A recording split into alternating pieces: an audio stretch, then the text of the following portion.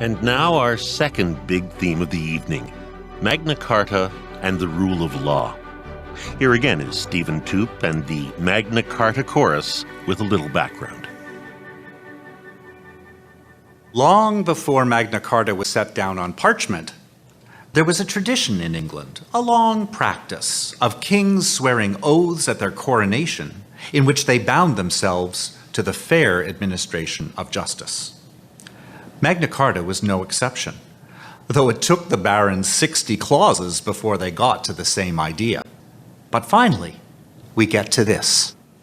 Since we are granting all these things for God, for the better ordering of our kingdom, and to allay the discord that has arisen between us and our barons, and since we desire that they shall be enjoyed in their entirety with lasting strength forever, we give and grant to the barons the following security.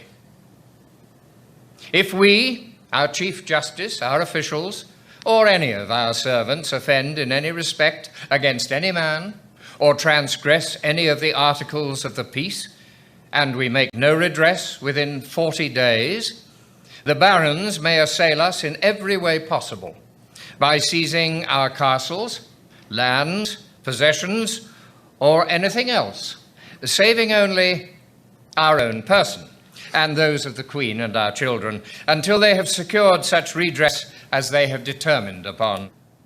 Note the reference to 40 days, surely a biblical echo from the Old Testament. As for the promise that the barons can seize the king's castles and lands, anything but his person or his family, this is still a resilient symbol of the idea that no person, no matter how powerful, is above the law or can escape from the rules that law imposes. No man, not even the king. We also find a hint of something that we talk about a lot in contemporary society. The idea that justice should be open, transparent, incorruptible, and swift. To no one will we sell, to no one deny, or delay, right or justice. Now, I said earlier that these promises did not last very long. King John managed to revoke them almost immediately. Nevertheless, the idea of rule of law, that no person is above the law, still echoes through time. Here's the preamble to the American Constitution.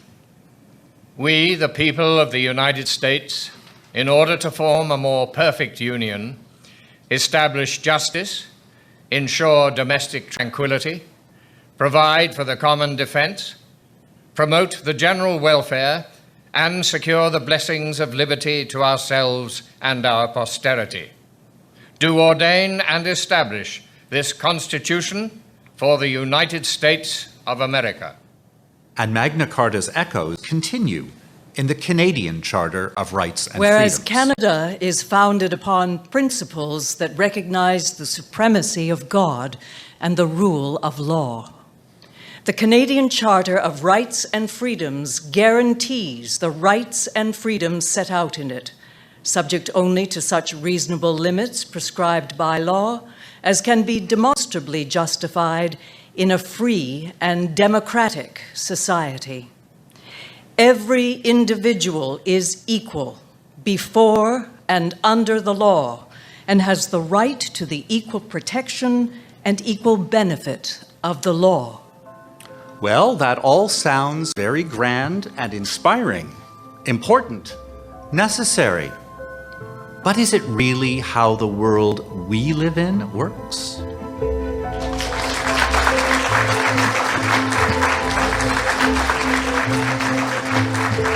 What would our lives be like today without the rule of law? Well, if you're a pessimist, you might say they probably would be just the same. There's a great article in the New Yorker on the Magna Carta where the author ends by saying it's been only wars interrupted by some peace. And some people would say for the last 800 years that maybe it has been only arbitrariness interrupted at times with moments of lucidity or fairness. But I'm an optimist, and I think actually the rule of law is the demand for rationality a little bit. When you ask a decision maker to be bound by law, you demand that everyone be treated the same to the extent that there are similar circumstances. So you demand a bit of rationality. And that's progress, to ask a decision maker to act with rationality. David?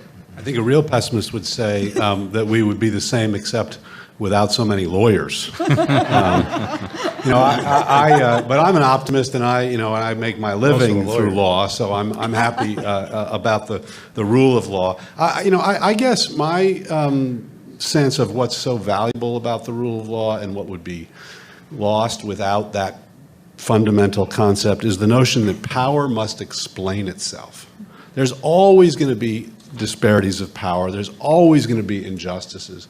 But where power can act without having to explain itself, to give reasons, to justify, it's much less constrained. And where one can, by asserting the rule of law on behalf of a powerless person, go up against someone with power, whether it be a government or a corporation, and demand that there be an explanation, that there be a justification, and that justification be adjudicated by a judge. I think that's an incredibly important part of our culture, and not just because I'm a lawyer. So, Bob, of course, Hobbes famously said that life was nasty, brutish, and short. Does the rule of law make any of those things less true? Well, yeah, I think that Hobbes was basically saying to people, look, if we're going to stop killing each other, we've got to give all our power to the sovereign. Mm-hmm. So the sovereign will have a monopoly of the tools of violence and be able to keep us in order. And then after that, summarizing several hundred years of history in one sentence, we fought to say, well, it's not just a rule of order, it's also a rule of law. Every tyranny has laws, right? I mean, when you look at something as horrendous as the Holocaust, you realize that it was not some sort of purely arbitrary, accidental thing that happened. It was a machinery that was built on a set of rules and principles and laws which were applied ruthlessly to kill millions of people. So it's not about the rule of laws. It's about the rule of justice.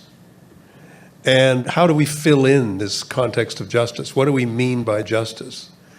And this didn't start with Magna Carta, going back to ancient religious texts and Greek philosophers and the Romans and everyone else in terms of trying to come to these fundamental principles. They all come together with certain basic features, that no person can be a judge in their own case, that you need to have an independent judicial function that acts, that it's independent from the sovereign and it's independent from the people, but it has the capacity to enforce the law, that the law has to be applied fairly across the board and equal treatment, as we say, which doesn't mean treating everybody exactly the same, but it means that like cases are treated alike and there's a principle of differentiation which is then applied. And we've extended the concept of the rule of justice to say, oh, by the way, it should be equal between men and women. And now we've extended it again to say it has to be applied equally in terms of race, and it has to be applied equally in terms of sexual orientation. And we've extended the concept, depending on the culture of our time, to include everybody. But we have been extending it. And to me, this is sort of the foundational doctrine. This is why it's so critically important. And that's why what they did in 1215 is relevant. It's not the only thing. It's not that we couldn't imagine our life without, this deal between the king and the barons. We could imagine our life. We could not imagine our life without the principle, the rule of law or the rule of justice, however we want to call it, because it is so fundamental to our notion of what it means to be human and what it means to be living in a humane society. It's fundamental to that idea. So we're not talking about a rule of laws. It's not about the tax code. It's not about the promulgation of lots of opportunities, as David would say, for lawyers to do well. But it's a rule of law which has substantive content. You talk about equality, Bob. But aren't rich people more equal than others? Yes. Should we move on? Explain why. Yeah, I mean, I think a couple of things. One is pretty evident, which is that the wealthy can often get the laws framed so that they advance their interests over competing interests. All laws favor some and disfavor others, and if you have a great deal of money and you can spread that money around and you can use that money to encourage that voters vote for some people rather than other people, then you're very likely to be able to exercise inordinate influence over the content of the laws that are enacted. But then even where you don't have that, right? Even where the laws are equal, the First Amendment in the United States Constitution gives everybody the right to speak freely. The Fourth Amendment gives everyone the right to privacy. The Fifth Amendment gives everyone the right to property. The Sixth Amendment gives everyone the right to a criminal defense. But a rich person's property versus my property is two different worlds. A rich person's ability to get a great criminal defense lawyer over an indigent person's ability to get someone who gets paid $50 an hour or $75 an hour is huge. So we are always going to be struggling with the problem of inequality. And I don't think the rule of law solves that.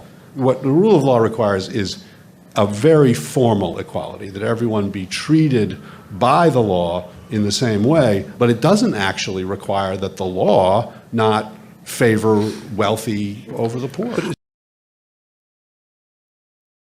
not a substitute for politics. I mean, I think one of the things that we've tended to do, and certainly in Canada, we've tended to do it since 1982, is to look to the Charter for all of our answers to our political problems. And you have to say, well, frankly, that's ridiculous. I mean, the Charter is there to do certain things. Politics is there to do everything else. I mean, don't think that the courts or a bunch of lawyers together are going to solve all our problems. They're not. We have to find political solutions where we find growing inequalities, where we find the body politic is having huge difficulty coming to grips with the needs of the people in the modern era. We have to find new political solutions and new political answers and new political debates. I think that, where we get into trouble, and we're getting into a lot of trouble, I think, now with it, is that we're into a new kind of economic royalty that is able, through its various means, to exercise a huge amount of control over the rest of the country. And that's true in Canada, I think it's true in the United States, I think it's true just about everywhere. And I think that's something that needs to be discussed politically. We're not necessarily going to find a legal solution to that. Who are the King Johns of our time? It seems to me this whole concept of how economic power is not accountable and how it lacks any sense of accountability to the people is the issue of our time. I mean, that's why inequality is the issue of our time. It's because power has congealed, as it always does, and the people who have that kind of power really don't want to be held accountable for it. That's what they absolutely don't want.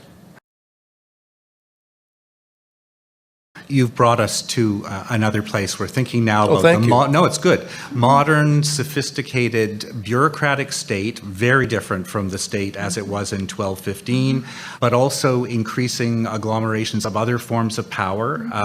What do you think, Natalie, is perhaps the most important element of the rule of law today that might be different from what it was in 1215? I would say access to information. And access to information both against the government but also against corporate actors. If you're wanting to debate power, you need to have access to how it works, and you need to understand how it works, and you also need to be able to talk about what's going on. And if you have no information, you either have no credibility to talk about what's going on. You can always be shut down. So to me, I think the modern way of thinking about the promises of the rule of law is accountability again, and again, and access to information to ensure accountability. Otherwise, I think you're in a way in which you let the power run amok But there's a lot of talk about accountability today. I mean, think of all of the reports from auditors general that come out and parliamentary budget officers, et cetera, who talk about the need for greater accountability. And there are lots of rules, so we've got lots of laws about accountability. I think you're talking about something a little bit different. The way in which you would want power holders to exercise power in a modern democracy that's good governance is to accept, to internalize the demand for accountability, not to resist it, not to say, oh no, never, can I just kind of answer just that little questions and not all the rest, but to welcome it by saying, I will be a better decision maker if the people that have the information can ask me good questions, and we will have better decision all around. So that's the idea of transparency, of trying to make people accountable for what they have done and what they want to do, I think is part of this demand for the rule of law. So David, pressure on accountability, pressure on transparency, access to information, but all of that's taking place at a time where we have a very heavy focus in Western societies on security and safety, obviously around terrorism, but other areas as well. Are we doing a reasonable job in balancing what I guess is a need for secrecy in some circumstances with the kind of accountability and transparency that Natalie's talking about as an element of the rule of law? Well, again, I have to ask who the we is that you're referring to. If it's the United States, no. I can't speak to Canada, but I think Edward Snowden showed us that the answer in the United States is no. The National Security Agency has been engaging in vast dragnet surveillance of the American people and the Canadian people and the Bahamian people and the people of the world without any kind of transparency, using laws that are interpreted by secret courts and keeping the entire operation secret from the American people. And we had, accountability measures, and one of the things the government said when this all came to light was, well, all three branches approved of what the NSA was doing. The president approved, the courts approved, Congress approved. Well, that's true. The only people left out were the people. But as soon as the people were brought into the picture, all three branches changed their tune. And the president said, well, we need to rein the NSA in. Now Congress is saying they need to rein the NSA in. And one court at least has held that one of the programs was unconstitutional. And what changed? What changed was not the program. What changed was access to the information by the people. And I think that one of the threats in the modern era is that technology has not only given the government greater powers to watch us in more and more intimate ways, but it's also given the government the power to do that in absolute secrecy. So, Bob, do we have a similar set of challenges in Canada to the one that David described in the United States? Yes, and I think just about every country does. I think there's a huge issue. Again, I'm trying to bring Magna Carta into our lives today and say, okay, what would the deal look like today? What would be the bargain that the sovereign would have to make with the people? Because the people have replaced the barons, right? I mean, we hope they have anyway. That's been the struggle of the last 800 years or so, has been giving people the primacy of place. And I think the kind of thing that David is talking about is equally challenged in Canada. We've given up a lot of our legal protections in order to say, yes, the government has to have more power so that it can make sure we're safe in our beds. And I think the balance has swung too far. I don't think we have enough accountability. I don't think we have enough information. And I don't think we have enough of this concept, which is at the heart of Magna Carta, which is there are limits to power.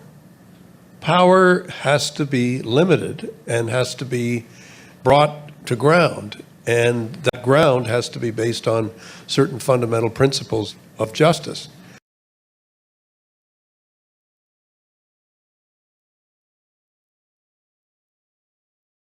I'm going to treat that as Bob's final word, and I want to ask David for a final observation on whether or not you believe that Magna Carta has really changed the way we think about society today. I think the Magna Carta has played an incredibly important role historically and continues to, but I think part of the problem is something that Bob said, which is the idea was the people were supposed to replace the barons. The people have not replaced the barons. That's the problem, and we have now, I think the biggest problem, we now have, because we have this incredible wealth gap, which the rule of law as a concept is insufficient to deal with, you then get people very skeptical about the rule of law and about politics. Then people start engaging in more private regarding behavior and not engaging in public regarding behavior. And and ultimately the health of a society depends on people's willingness to engage in public regarding behavior, fighting for justice.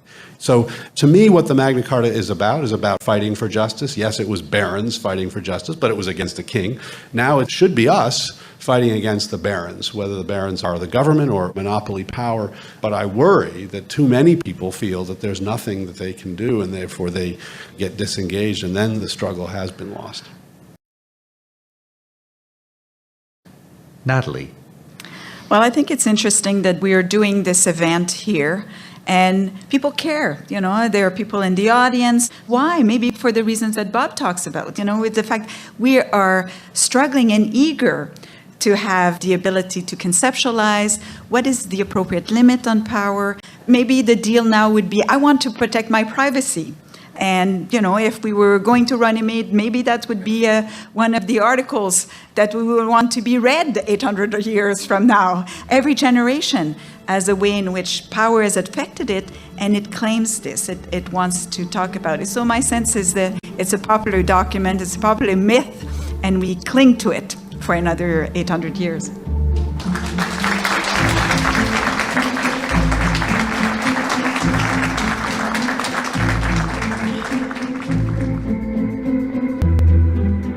Tomorrow on Ideas, Magna Carta and the criminal law, and the role of judges in 1215 and today. That's Much Ado About Magna Carta, Part 2, tomorrow on Ideas.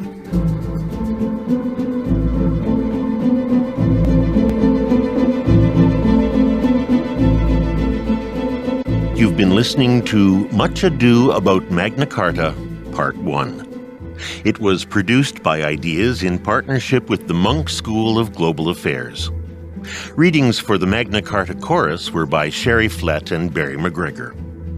Readings in Latin were by David Klossner. Technical production, Mark Thibodeau, Adam Bell, Carlos Van Leeuwen, and Dave Field. Music production, Andy McNeil. Additional music research, John Corcelli. The associate producer was Liz Naj, and the producer for Ideas was Sarah Walsh. Special thanks to David Klossner and to Margaret McCone, Sarah Namer, Samantha Smith, Daria Dumbadze, and Kevin Rowley. Before we go, Ideas will be celebrating its 50th anniversary in the autumn. If you've heard a show over the years that's got you thinking differently or touched you somehow or some way, please write to us and tell us why. Just go to cbc.ca/ideas and hit the Contact Us tab. The executive producer of Ideas is Greg Kelly. I'm Paul Kennedy.